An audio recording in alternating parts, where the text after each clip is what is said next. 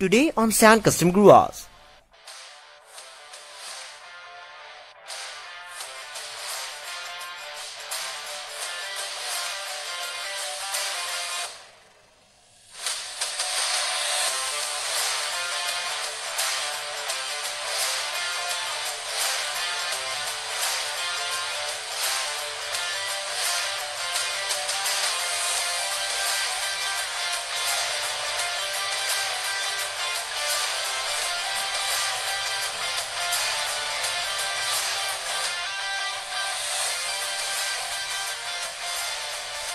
Hello guys and welcome back to San Custom Garage once again. तो ये कुछ दिन फिर से वीडियोस नहीं आया क्योंकि मैं अपने कुछ पर्सनल स्टफ के साथ इतना ज़्यादा बिजी हो गया था कि रात के 12 बजे को भी मुझे वीडियोस बनाने का मौका नहीं मिला और उसके लिए वेरी वेरी सॉरी। लेकिन अब सॉरी कहने से कोई फ़ायदा नहीं क्योंकि वैसे भी ये मैंने आप लोगों को पहले भी कहा है कि जब तक मेरे पर्सनल स्टफ पूरी तरह से कंप्लीट नहीं हो जाता है तब तक मैं रेगुलरली वीडियोज़ नहीं बना सकता। जब तक ये सब चीज़ें कंप्लीट हो जाएगा तब तक ही मैं फिर से वीडियोज़ बना पाऊंगा। सो इसीलिए कंप्लीट होने में ज़्यादा वक्त नहीं लगेगा। सो इसलिए आप लोगों को बस और कुछ दिन तक ही बस इस तरह से वेट करना होगा। लेकिन उसके बाद से वीडियोस आना फिर से कंटिन्यू हो जाएगा, बिल्कुल रेगुलरली आएगा जैसे कि पहले हुआ करता था। सो अब क्योंकि कुछ महीने पहले एक शख्स ने मुझे कमेंट किया था कि भाई स्विफ्ट डिजायर के ऊपर वीडियो बनाया और सेंटी टॉयज की मॉडल के ऊपर वीडियो बनाओ। सेंटी टॉयज स्विफ्ट डिजायर के ऊपर मैंने वीडियोस पहले भी बनाया था लेकिन अभी नहीं, काफ़ी समय पहले बनाया था और वो वीडियोस मैंने अपने पुराने फ़ोन से रिकॉर्ड किया था और मेरे पुराने फ़ोन की कैमरा क्वालिटी से मैंने पहले भी कहा है कि काफ़ी लो था और इसीलिए उस कार के ऊपर एक और हाई क्वालिटी वीडियो बनाना वैसे भी बनता है। सो आप गेस कीजिए कि ये कौन सी कार है।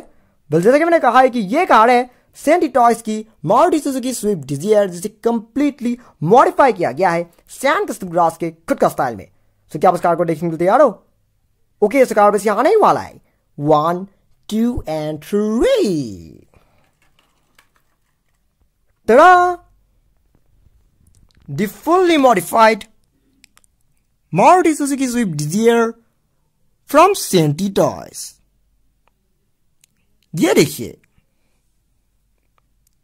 custom headlights, custom black detailing, black painted wheels, tinted windows, even everything बिल्कुल सैन कस्टम गराज के खुद का स्टाइल में। सबसे पहले कि मैं आप लोग इस कार के बारे में और से बताऊं, इस कार का एक छोटा सा रिव्यू ले लेते हैं। हाँ,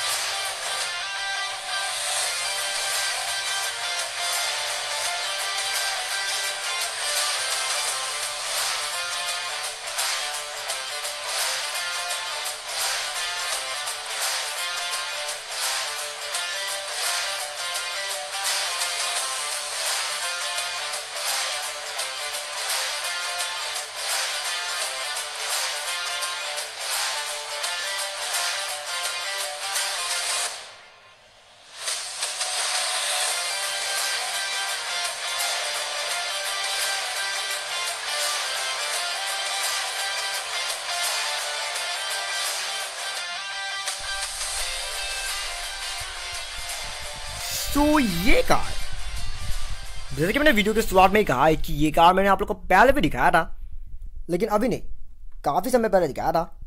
आई थिंक मैंने ये कार आप लोगों को लास्ट टाइम 2019 में शायद दिखाया था क्योंकि मैंने ये कार 2018 में ख़रीदा था और मॉडिफिकेशन का काम इसे खरीदने के कुछ महीने बाद किया था, इमीडिएटली नहीं किया था। 2018 के एंड में शायद मैंने ख़रीदा था।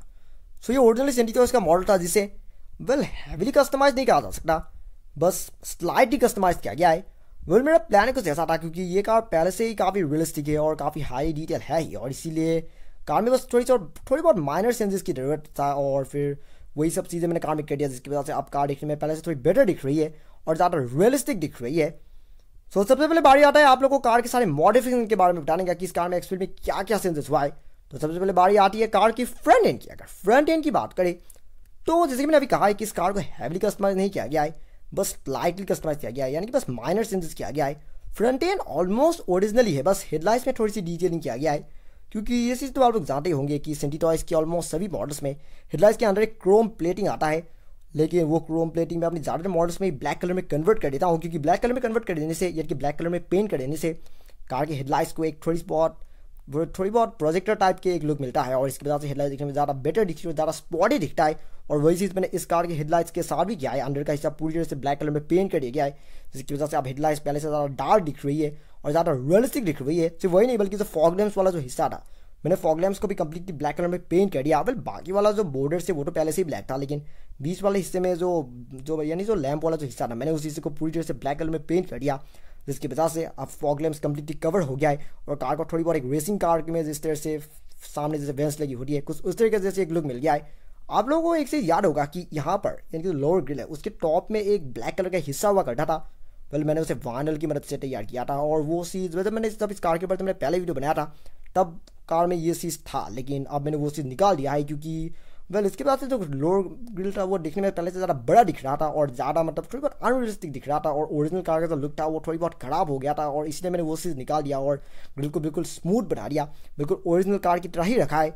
और अगर कार के विंडशील की बात करें तो विंडशील के टॉप में ये सनसेट लगा दिया गया है, इसे वाइनल की मदद से ही बनाया गया है, और इवन इसे लगाने की वजह से अब जो विंडो है वो देखने में ज़्यादा रियलिस्टिक दिख रही है और ज़्यादा बेटर दिख रही है। उसके सिवाय कार के फ्रंट एंड ऑलमोस्ट स्टॉक ही है, मतलब स्टॉक कंडीशन में है जैसे कि कार तब था जब मैंने इसे खरीदा था। सो नेक्स्ट बारी आती है कार की साइड प्रोफाइल की। अगर साइड प्रोफाइल की बात करें तो साइड प्रोफाइल में आप लोग देखने को मिलेगा ब्लैक कलर की ए पिलर। सो ये चीज़ तो आप लोग जानते होंगे कि ओरिजिनल स्विफ्ट डिजायर में तो ए पिलर हमेशा ही ब्लैक कलर में ही आता है, लेकिन सेंटी टॉयज़ के मॉडल्स में ज़्यादातर ऐसे चीज़ें बॉडी कलर होता है, और बॉडी कलर होने की वजह से कार थोड़ी सी अनरियलिस्टिक दिख रहा था, और इसलिए मैंने ए पिलर को ब्लैक कलर की वाइनल रैपिंग कर दिया। ये रैपिंग किए हुए लगभग 1 साल से ज़्यादा हो गया है। कितना हुआ है मुझे ठीक से याद नहीं, आई थिंक मैंने रैपिंग शायद 2019 में ही किया था शायद, तो इसीलिए लगभग 2 साल ही हो गया है, और इसकी वजह से थोड़ी बहुत कॉर्नर से ये रैपिंग थोड़ी बहुत फट ही गया है। मैं इसे बाद में बदल के इसे मतलब री रैपिंग करने की सोच रहा हूँ, लेकिन अभी नहीं, वो फिर कभी फ्यूचर में होगा। और अगर कार के व्हील्स की बात करें तो ये कार के स्टॉक व्हील्स ही है जो कि कार में ओरिजिनल कंपनी से आया था, लेकिन मैंने व्हील्स को कम्प्लीटली ब्लैक कलर में पेंट कर दिया। सिर्फ व्हील्स ही नहीं बल्कि मैंने टायर्स को भी ब्लैक कलर में पेंट कर दिया, क्योंकि जैसे मैंने कहा है कि ये कार 2018 में खरीदा गया था, तो यानी कि लगभग 3 साल पुराना है, और इसीलिए लगभग 3 साल पुराने हो जाने की वजह से टायर्स थोड़ी बहुत सफ़ेद ही पड़ गया था, और इसीलिए मैंने टायर्स को इस तरह से ब्लैक कलर में पेंट कर दिया, जिसकी वजह से अब टायर्स देखने में ज़्यादा नई जैसी दिख रही है और ज़्यादा शाइनी दिख रहा है। ये चीज़ सब चीज़ों पर काम नहीं करता है, यानी कि सब कार्स में काम नहीं करता है, लेकिन अगर व्हील्स इस तरह से मतलब अंदर का अगर रिम भी ब्लैक कलर की है तभी टायर्स को पेंट करने से व्हील्स दिखने में ज़्यादा बेटर दिख रही है। रियल लाइफ में तो ये चीज़ करना कोई अच्छी बात नहीं है, लेकिन स्केल मॉडल में इस तरीके से किया जा सकता है, क्योंकि स्केल मॉडल्स में इस तरह से टायर्स को पेंट करने से टायर्स दिखने में ज़्यादा बेटर दिख रही है और ज़्यादा नए जैसे भी दिखती है।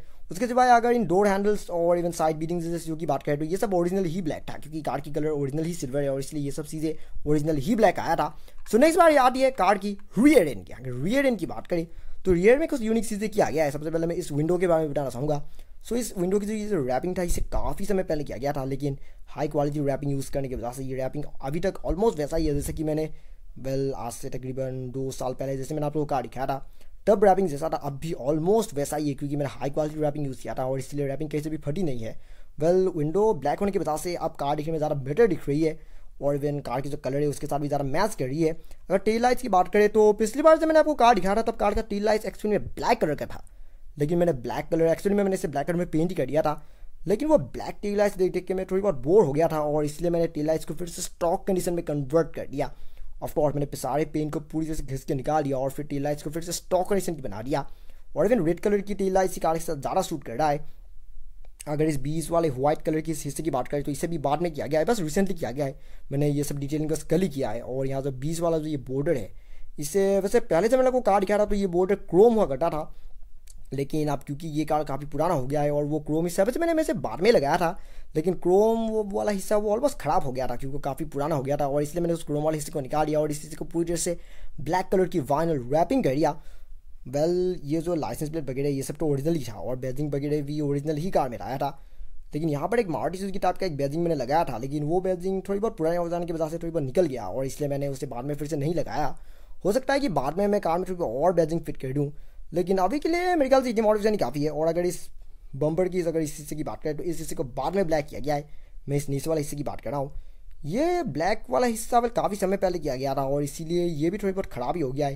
ये थोड़ी बहुत अच्छी तरह से स्मूथली फिट भी नहीं हुआ है। बाद में मैं इन सब चीज़ों का भी थोड़ी बहुत कुछ ना कुछ तो करने की सोच रहा हूँ। और अगर इंटीरियर की बात करें तो इंटीरियर में जो कुछ भी डैशबोर्ड और स्टीयरिंग व्हील जैसे चीज़ें उनमें बस ब्लैक डिटेलिंग कर दिया गया है। उसके सिवाय और हाँ, यहाँ पर जो कुछ भी हेडरेस्ट जैसे चीज़ें उनमें भी डिटेलिंग किया गया है।